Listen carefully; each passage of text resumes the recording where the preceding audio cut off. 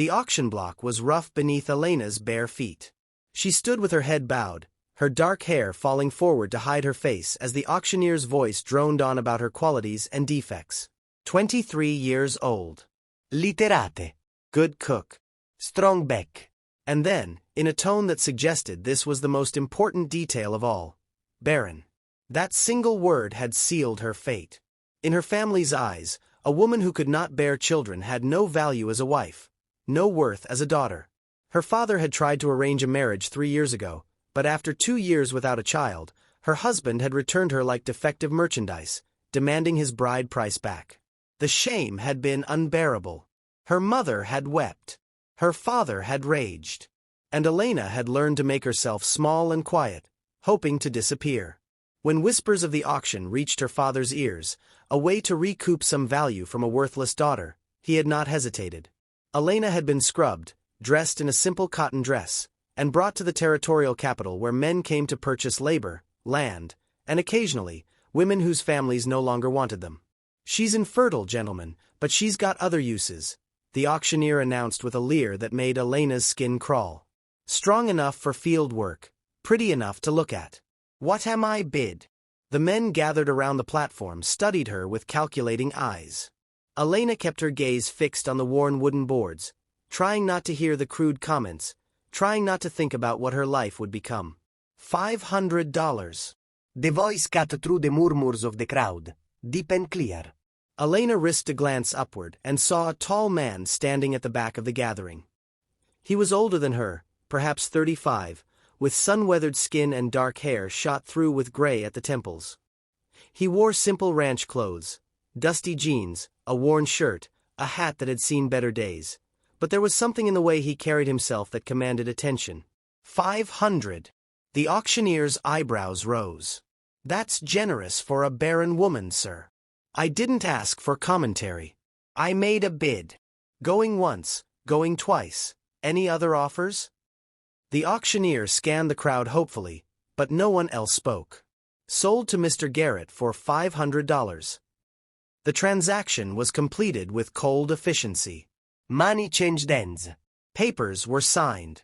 And Elena found herself standing beside a wagon, her small bundle of possessions clutched in her hands, as the man who had purchased her, Garrett, she reminded herself, finished his business in town. When he finally climbed onto the wagon seat, he glanced at her still standing beside the wheel. "You can sit up here or in the back. Your choice." Elena hesitated, then climbed carefully onto the seat beside him. Better to know what kind of man had bought her than to cower in the back like a coward. They rode in silence for nearly an hour before Garrett spoke again. "Your name's Elena, according to the papers."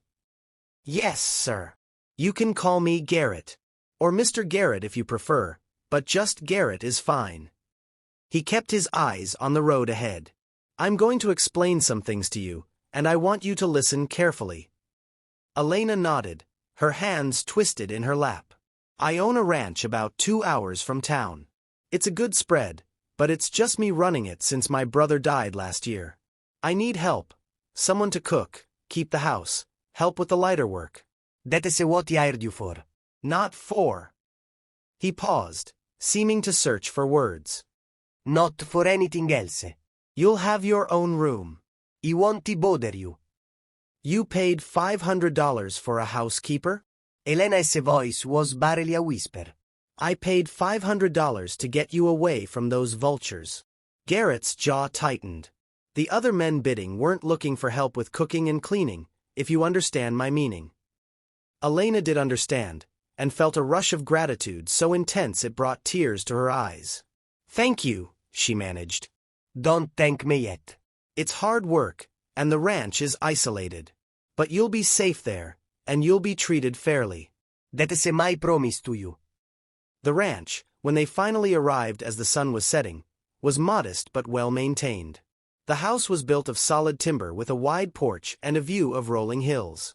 Inside, it was clean but obviously lacking a woman's touch, purely functional with no decoration or comfort beyond the basic necessities. Garrett showed Elena to a small bedroom off the kitchen. "This was my brother's room before he built his own house on the property. It's yours now. I'm upstairs if you need anything, but I won't come down here without calling first. Over the following days, Elena settled into a routine. She rose early to make breakfast, spent her days cleaning and organizing the neglected house, prepared meals, and fell into bed exhausted each night. Garrett was a man of few words, but he was unfailingly polite. He never raised his voice, never made demands beyond asking if she could manage certain tasks, and always thanked her for her work. What surprised Elena most was how he treated her, not as property, not as a servant, but as a person. He asked her opinion on things. When she mentioned that the garden could be expanded, he spent a day helping her clear and fence a larger plot. When she said the kitchen would be more efficient with different storage, he built new shelves without complaint. 3 weeks into her time at the ranch, Elena woke feeling ill. She made it outside before losing her breakfast, then spent the next hour feeling dizzy and strange. When Garrett found her sitting pale-faced in the kitchen, he immediately sent for the doctor from town. Dr. Morrison was an elderly man with kind eyes and gentle hands. After examining Elena in private, he emerged with a smile. "Congratulations are in order, Mr. Garrett. Your wife is pregnant. About 3 weeks along, I'd estimate." The silence that followed was deafening. Elena felt the blood drain from her face as she stared at the doctor. "That is impossible." "I assure you, it's quite possible. In fact, it's certain. But I'm barren. I was married for 2 years without. Then either your previous husband had the problem, or you weren't actually barren, just hadn't conceived yet. These things happen." Dr. Morrison packed his bag cheerfully, oblivious to the tension in the room. "You'll want to take it easy, avoid heavy lifting. I'll check on you again in a few weeks." After the doctor left, Elena and Garrett sat across from each other at the kitchen table. Elena's mind was reeling. Pregnant. She was pregnant. After 3 years of believing herself broken, of carrying the shame of infertility like a stone around her neck, she was carrying a child. "I'm sorry," she whispered finally. "I know this isn't what you wanted. I can leave if—" "Leave." Garrett's voice was sharp. "Why would you leave?" "Because you didn't buy me to be a wife. You said so yourself. And now I'm pregnant with—" She trailed off, not knowing how to finish that sentence. Garrett was quiet for a long moment, his calloused hands flat on the table. "Elena, look at me." She raised her eyes to meet his. "I'm going to tell you something, and I need you to believe me. I didn't buy you planning for this to happen. I bought you because I couldn't stand the thought of those men getting their hands on you. But now that it has happened—" He took a deep breath. "I'm not upset. I'm not going to send you away. That child is going to need a father and a home, and I can provide both." "You don't have to." "I know I don't have to. I want to."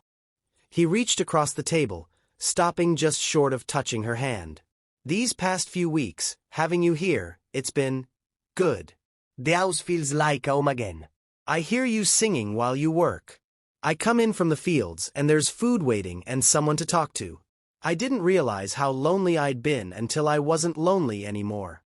Elena felt tears spill down her cheeks. "I was barren. My whole family believed it. My husband divorced me for it.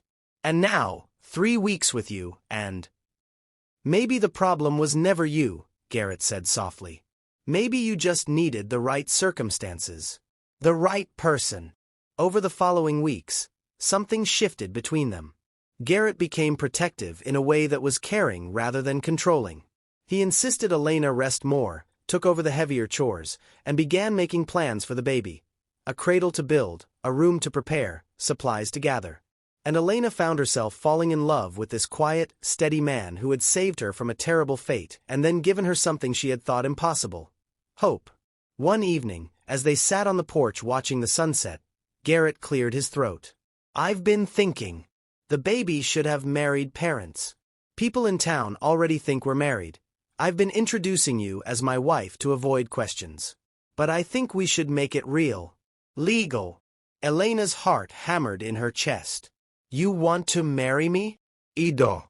"Not because I have to, not because of the baby, although that's part of it. But because I've grown to care for you, Elena." These past weeks, I've watched you bring my house back to life. You've made it a home. You've made me remember what it's like to have someone to care about, someone who cares back. If you'll have me, I'd like to make this real. Im damaget goz, Elena whispered. My family sold me. I was married and failed at it. You're not damaged. You were in a bad situation with the wrong people. There's a difference. Garrett finally took her hand, his calloused palm warm against hers. I'm not your ex-husband. I'm not your father. I'm a man who thinks you're brave and strong and deserving of a hell of a lot better than what you've gotten in life. So what do you say? Will you marry me properly? Elena looked at this man who had bought her freedom, given her respect, and somehow, impossibly, given her a child. She thought about the weeks of kindness, the gentle words, the way he looked at her like she mattered. Yes, she said. Yes, I'll marry you. They were married by a traveling preacher the following week, with Garrett's ranch hands as witnesses. It was a simple ceremony, nothing like the elaborate wedding Elena had endured the first time, but it felt more real, more true. That night, as they sat together in the house that was now truly theirs, Garrett pulled Elena close. I love you, he said simply. I should have said it before, but I'm saying it now. I love you, Elena Garrett. Elena rested her head against his shoulder, feeling the steady beat of his heart, the warmth of his arms around her. She thought about the auction block, about standing there believing her life was over. She thought about the miracle growing inside her, the child that should have been impossible. I love you too, she whispered. You saved me, Garrett. In every way a person can be saved. We saved each other, he corrected gently. You gave me a reason to live again. You gave me a family. As the sun set over the ranch, painting the sky in shades of gold and pink, Elena allowed herself to believe in something she thought she'd lost forever. The possibility of happiness, of love, of a future that held more than shame and sorrow. She had been sold as infertile and worthless. But Garrett had seen her true value. And in seeing it, he had helped her see it too. Not because she could bear children, though that miracle still amazed her, but because she was herself. Strong, capable, worthy of love. And that, Elena realized, was the greatest gift of all.